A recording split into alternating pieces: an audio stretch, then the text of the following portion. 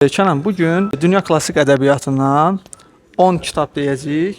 Sıralamanı isə sən təxmin edəcəksən. Burada onu deyim ki, kitabların hansı kitablar olduğu bəlli deyil. Hazırsan Kənan? Bəli. Getdik. Gabriel Garcia Marquez, 100 ilin tənhalığı. 5. Miguel de Cervantes, Don Quixote. Oxumadığım üçün 9. Jane Austen, Qürur və Qərəz. Amma biraz sıxıcı gəldi mənə. 10. George Orwell, 1984. 7.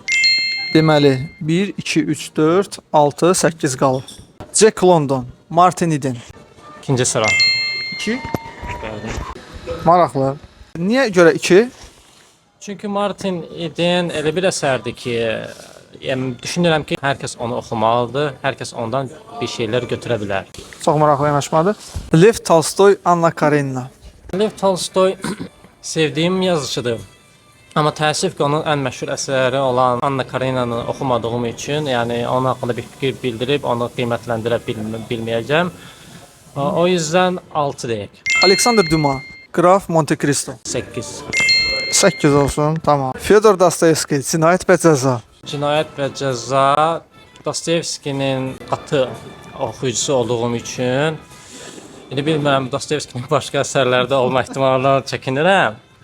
Amma yəni Dostoyevski həmin əsər şah əsərlərindən biridir. Amma bu arada deyim, üzr istəyirəm, bir yazısından bir əsər qeyd eləmişik demək olar. Onda 1. Kənan bəy üçün Dostoyevski varsa başqa mövzu bağlamış. Charles Dickens, İki şəhərin hekayəsi. 3-ə qoyaq. Və qaldı 4-cü yer sahibi.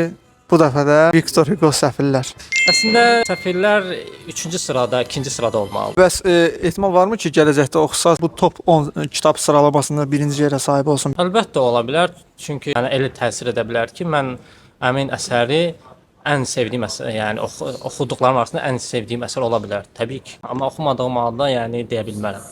Beləliklə ilk yerin sahibi Cinayət və Cəza oldu. Sıralama da ortalamadan yüksəkdir. Təşəkkür edirik iştirakınız üçün Kənan bəy.